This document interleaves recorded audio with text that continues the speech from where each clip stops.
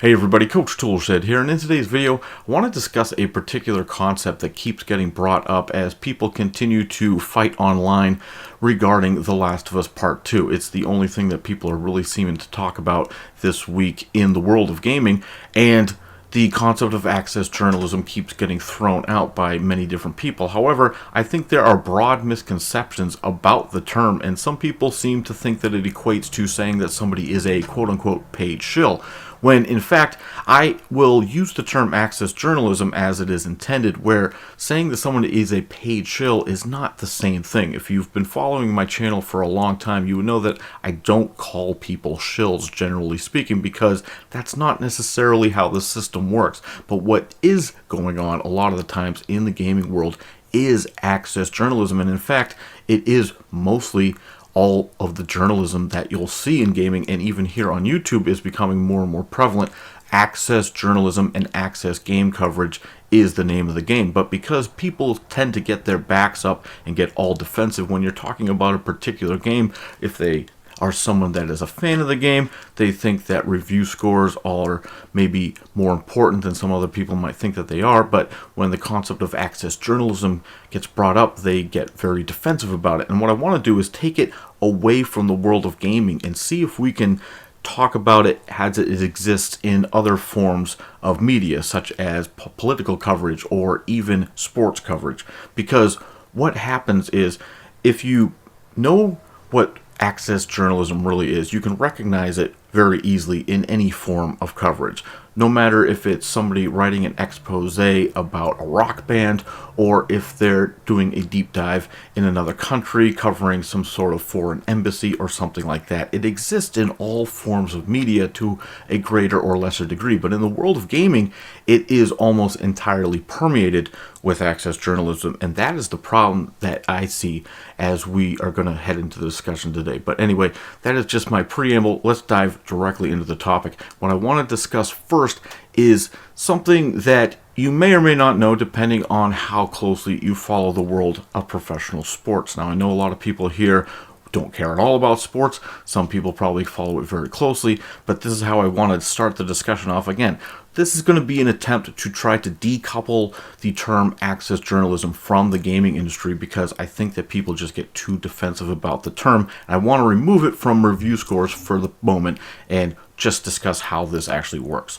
So in the world of professional sports, access journalism is no secret. It's widely acknowledged and even joked about at times by the people in the media. You see, you have your local news coverage, who might be personalities on TV or the local newspaper, and they'll discuss the particular sports teams. You'll have your national news coverage, channels like ESPN that will cover sports and discuss things more broadly. And then when you narrow things down for a particular team or market, you will have what is known as beat writers. And if you don't know what a beat writer is, that is someone who will follow the team around as they move across the country. They'll travel to the team hotels. Sometimes they'll even be able to be on the team charter plane as they travel around the country. They'll be having access to the locker rooms in order to ask questions of the players, and they'll have post-game interviews, maybe even pre-game interviews.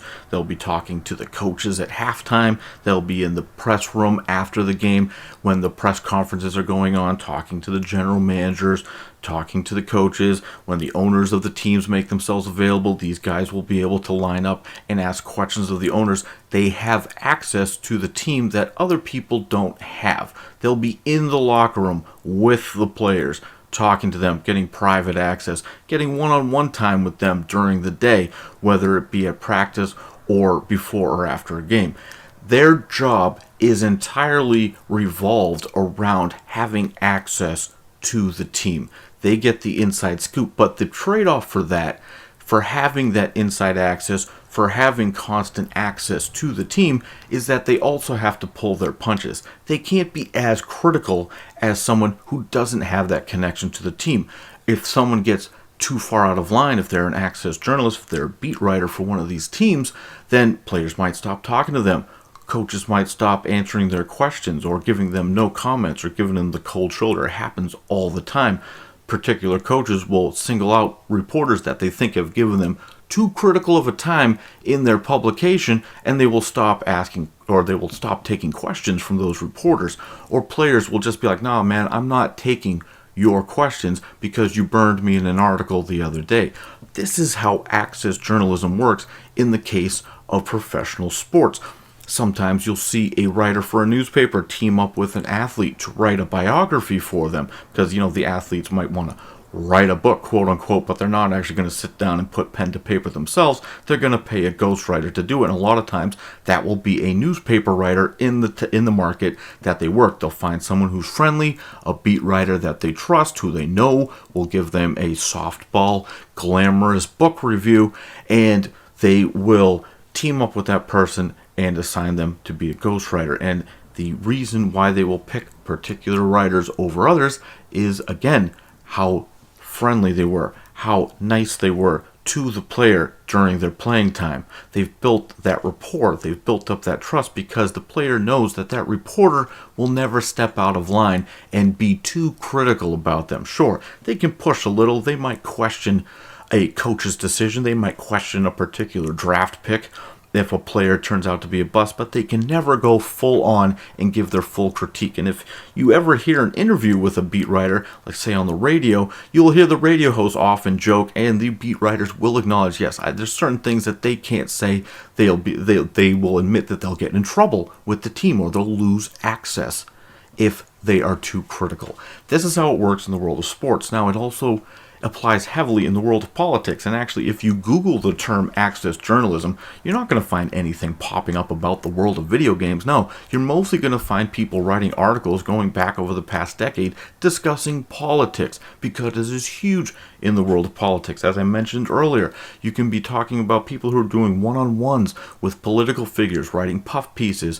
We're certainly seeing a lot of that as we head into another election cycle. It's been going, not so much now as the candidates here are narrowed down to just two at this point, but for the past year we've been seeing all sorts of puff pieces written about all sorts of public politicians. Most of this is coming in the form of access journalism. Not all of it, some of it are just think pieces, but it also applies, like I said, it applies abroad. If somebody is a foreign correspondent in another country, they're going to have to play ball by the ways and the rules that that particular country wants them to play by. Otherwise, they'll get kicked out, they'll get deported.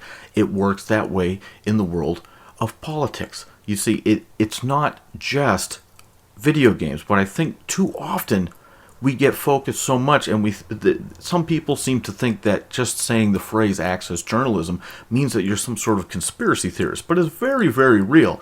And right now, I want to discuss how this applies to the world of gaming, because there's so many examples of it. It's almost mind-boggling to me that some people think that it doesn't exist, but I have seen many people who just simply in the past week, you can see many people online who seem to think that it's just some sort of joke, that it doesn't exist at all.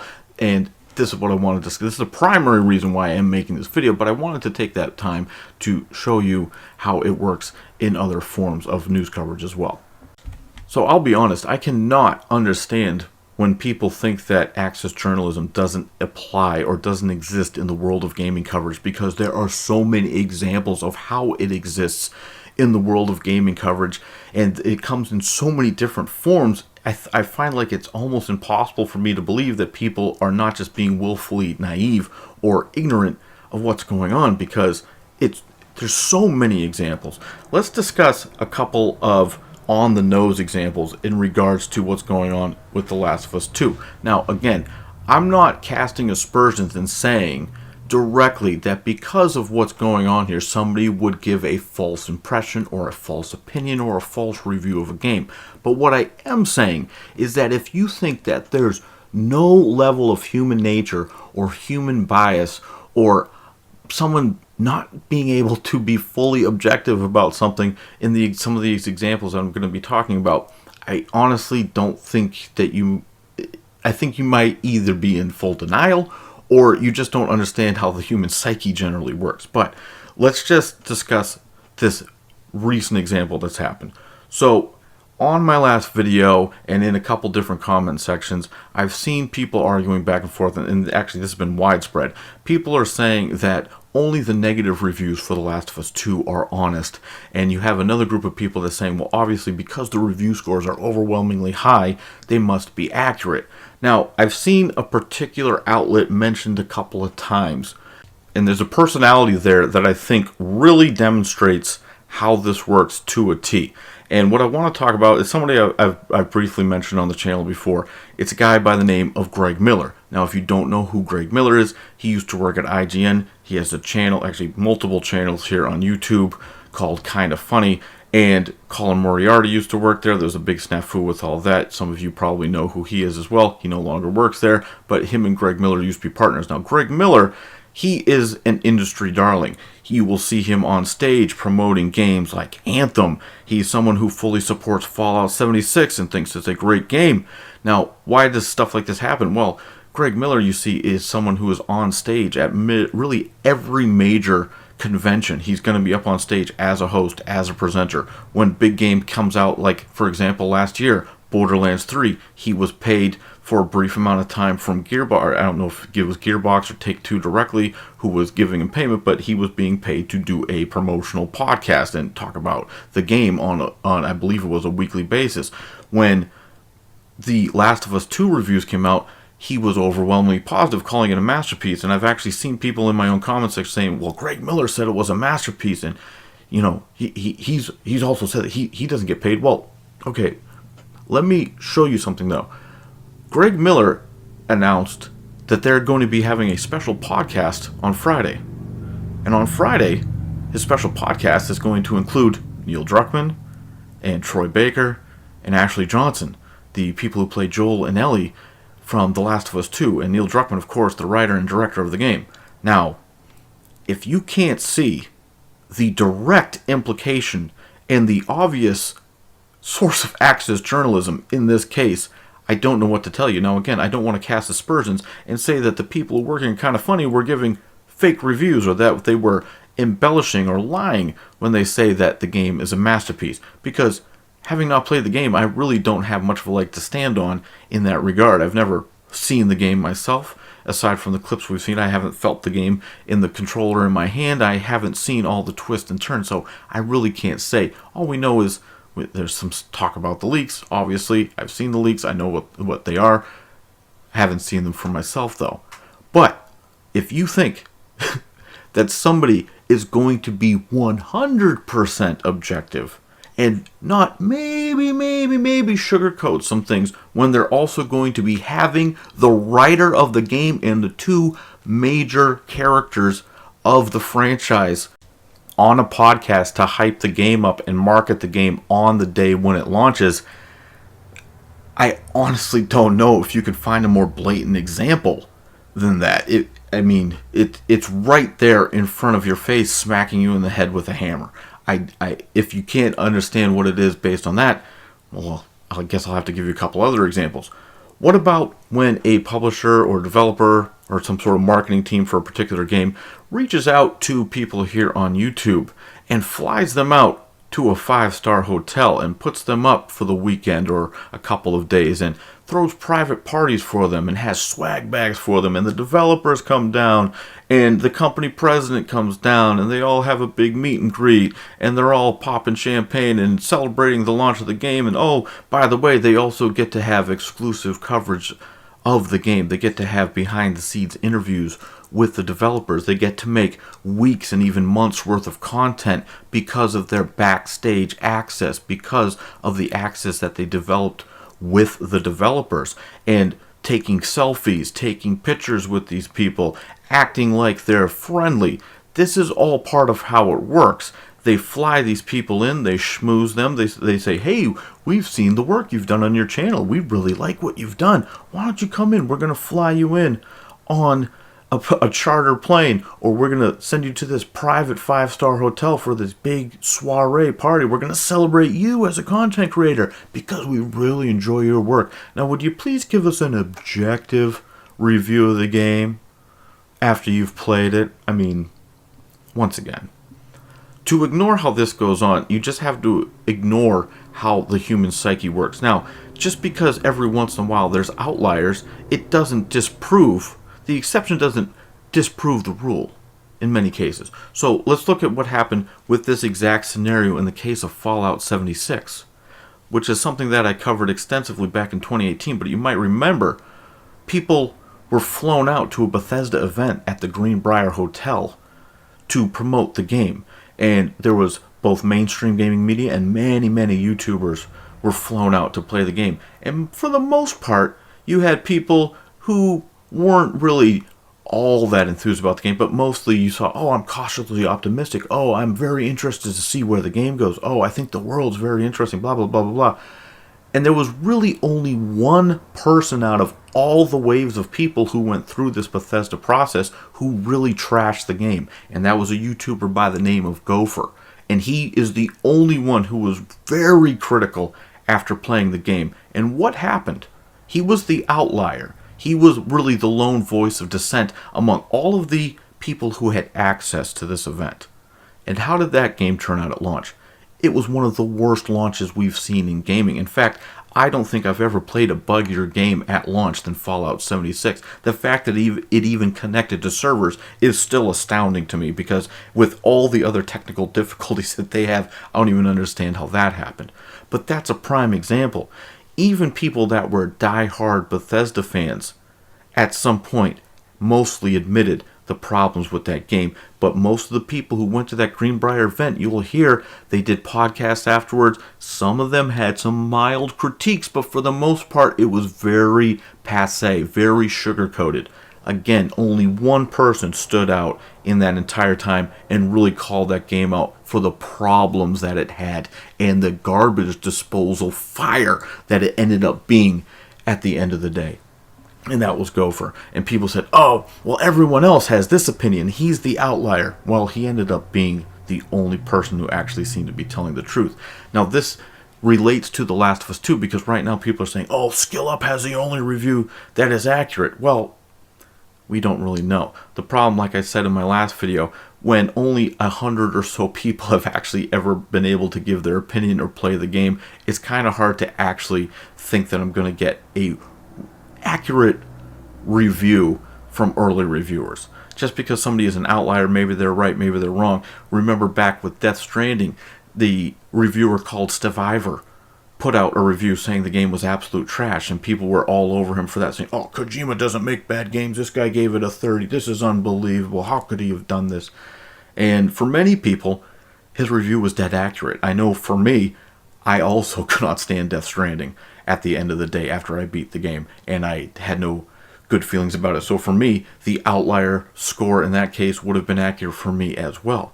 Now, again, you can't always say that just because somebody gets an early review copy, or just because somebody gets other sort of special favors, that it is going to completely cloud their judgment. But if you think that it doesn't cloud their judgment at all, I think you're being highly naive. And people can laugh it off. People can say that you're being conspiratorial, and that's fine. And to a degree, I know a lot of people are very conspiratorial about it, and some people will take it way too far. Like I said, calling someone a paid shill, it's a self-defeating argument, I feel, in many cases, because, well, yes, there are examples when you can see that somebody is actually being paid off. And going back to Greg Miller, we're talking about somebody who gladly was promoting Raid Shadow Legends on his channel not that long ago. So again, you have to factor in where the sources are coming from. Okay?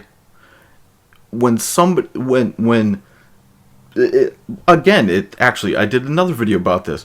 Greg Miller had Pete Hines on his channel for an hour-long sit-down interview and kept tossing him softball after softball after softball about the state of Bethesda and the state of Fallout 76, and he even let Pete Hines start getting misty-eyed and start crying about people were calling me a liar, and it was really hard. But Pete Hines lied repeatedly about that game, and Greg Miller, the intrepid journalist that he's supposed to be, the person who's totally not biased, that we can trust his review score somehow, just sat there and let Pete Hines just get away with an hour of just sheer marketing nonsense and didn't press him on anything. He asked him one question about blacklisting an outlet. Pete Hines outright refused to answer the question, And Greg Miller just kept going. So when I see people referencing him in my comment section and say, well, he said this game is a masterpiece. I'm sorry, I don't care at all what someone like him says, because I know the access level that he has to the industry. I mean, for good, on the launch day of this game, he's going to have the director and the stars of the game in his podcast to market the game. Again, if you do not understand the conflict of interest there, if you can't see it, you have to be blind, or just in full on denial about the state of the industry and how it works. It's right there in front of your face. Don't ignore it, and certainly don't act like it doesn't exist. If you want to ignore it, I guess that's fine, but don't get in people's face and act like it doesn't exist, or act like it's some sort of fantasy or fairy tale. It's very, very real. Now again, the level of bias is going to vary from person to person, and the level of objectivity that somebody might have was going to vary. And just because somebody might...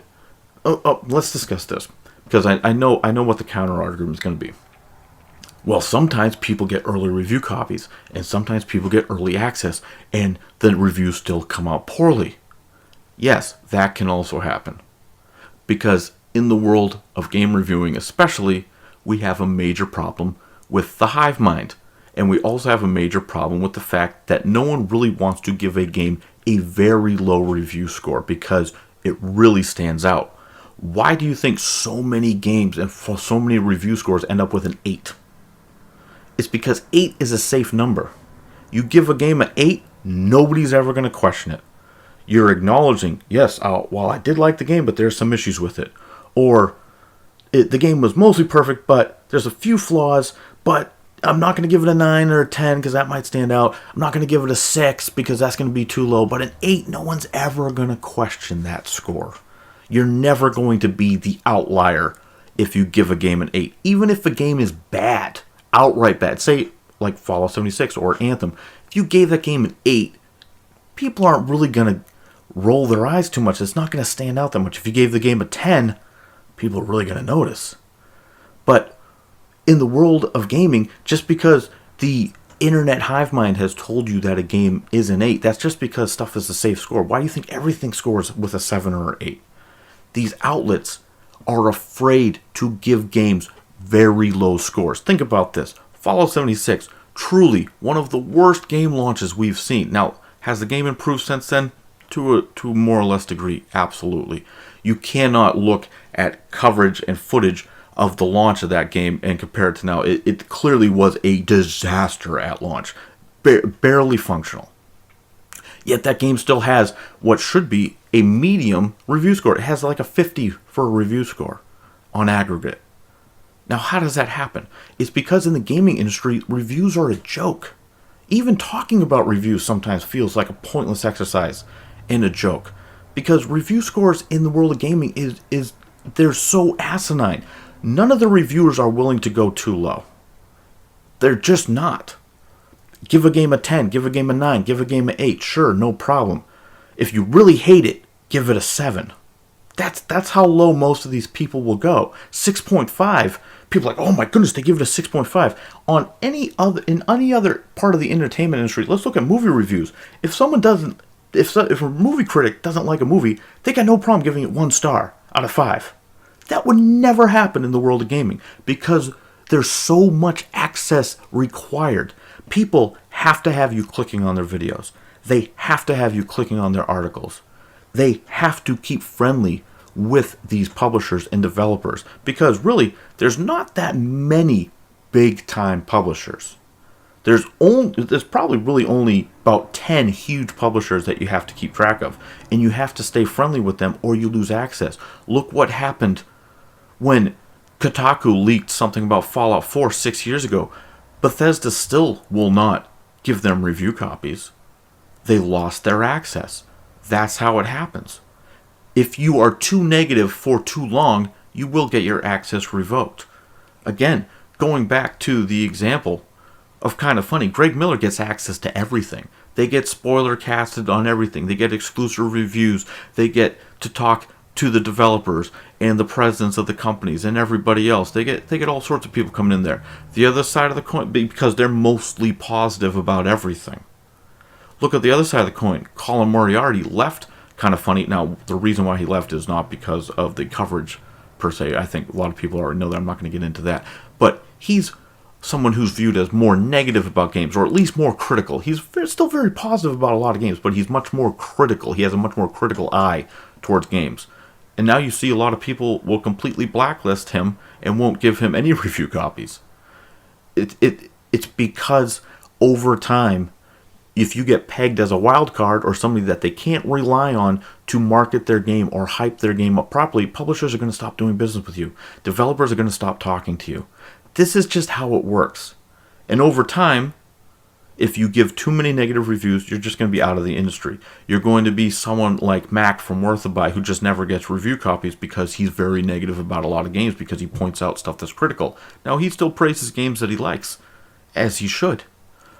But people who don't get their review codes early, I'm going to trust those people more just by default because there's no inherent bias implied when you're not getting review copies, when you don't need to email the company, when you'd have no connection with them whatsoever. Because, and actually I saw ACG did a video similar to this earlier today, but discussing this from a very different angle, I think. But he was discussing this as well. Because I'm sure any of you who watch his reviews knows that he still buys a copy of the game even though he gets the review codes early. And in a way, yes, there's a little bit more ethics going on there because he is plunking his money down on the product even if it is after the fact. But the fact still remains, even for someone like him, if he is getting an early review copy, he still has to maintain some sort of relationship with those developers and with the publishers. It's just a fact of the matter. Now, is he critical of games? Absolutely. He can be very critical of games. Is he really brutal in a lot of his reviews? I don't think so. Sometimes his phraseology might be brutal and he might, he might throw you a couple one-liners that sound a bit harsh, but he's going to lean more towards the optimistic side of things most of the time. Now, again, he can be very critical of certain titles, but by and large, he is a more trusted outlet for giving a game a more fair and balanced review than somebody who's going to tend to be more negative. And he will get early review copies, so even despite the fact that he will buy the game after, again, I do respect the fact that he's willing to put his own money down. I totally do respect that. The fact that he still needs access to early review copies still is some slight form of inherent bias. It's got to be there. Unless people in the industry are all just complete sociopaths and have no form of human empathy, then you're going to inherently have to form some sort of bond and friendly working relationship of some kind. It's just a fact. But anyway, I've rambled on a bit too much about this, but I hope at least I have pointed out a couple of things and shown you a couple of examples of what I'm talking about when it comes to access journalism, what it really is. And when I use that term here, at least, I'm not saying that somebody is being paid off directly. But if you think that general human nature doesn't exist and that bias can't exist and that the need to maintain access doesn't exist when your entire business model revolves around getting clicks and getting people to view your content and being an interviewer and getting access to games and the people involved developing the games and trying to promote yourself and getting selfies at E3 and all that. It's all tied together. And if you think that it doesn't exist, I really think you're being naive and just ignoring reality. Anyway, that's it from me, Coach Toolshed. Let me know what you think down in the comments below. Please subscribe. If you want to stay in tune with the channel, head forward. And as always, keep it turned to 11.